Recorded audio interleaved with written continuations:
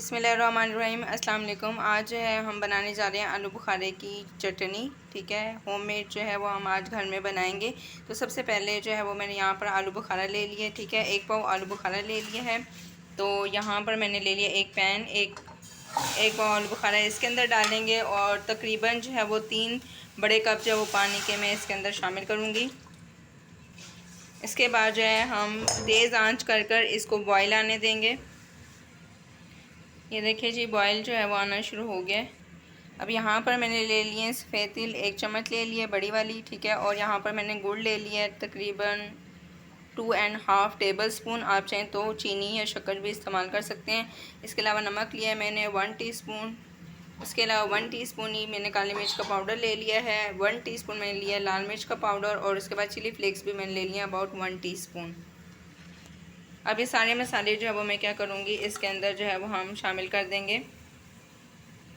ये चटनी बहुत ही मज़ेदार किस्म की जो है वो तैयार हो जाती है।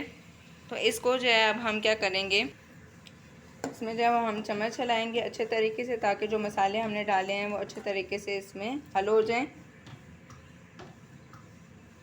अब इसको बिल्कुल जो है लो फ्लेम करके आपने इसको पका लेना है तकरीबन आधा घंटे के लिए हम अब इसको पका लेते हैं। ये देखिए जी, तकरीबन आधा घंटा जो है वो मैंने इसको लो फ्लेम पे पकाया और ये इस तरीके से जो बिल्कुल रेडी हो गई है।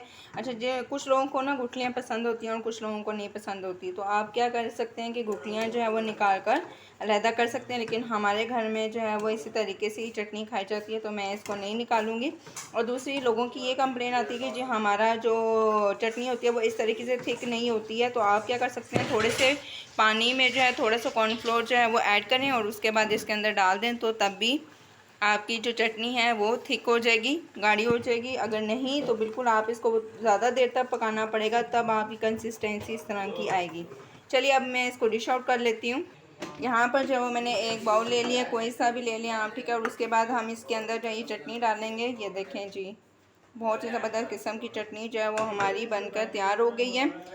जिन लोगों के मैदे में गर्मी होती है, जिगर का मसला होता है, ठीक है, जिन लोगों के हाथ पाँव से जो है वो गरम गरम सा जो है वो सेक सा निकलता है, ठीक है, गरम गरम आवाज़ से निकलती है, उनके लिए बहुत ही बेस्ट चटनी है। तो अब जो है ना थोड़े से जो तिल है वो मैं इसकी डेकोरेशन के लिए जो ऊपर से हम जो है वो डेकोरेट कर देंगे, ताकि इसकी खूबसूरती और इन्हेंस हो जाए और आप इस तरीके से जो है वो इसको सर्व कर सकते हैं। तो ये देखिए जी, बड़ी ही मज़ेदार किस्म की चटनी जो है वो रेडी बनकर जो है वो तैयार हो गई है। इसको ज़रूर ट्राई कीजिएगा और मुझे कमेंट बॉक्स में बताइएगा कि आपको मेरी आज की रेसिपी कैसे लगी है। खुश रहें, आबाद रहें, दुआ में याद रखेगा। अल्लाह हाफ़िज़।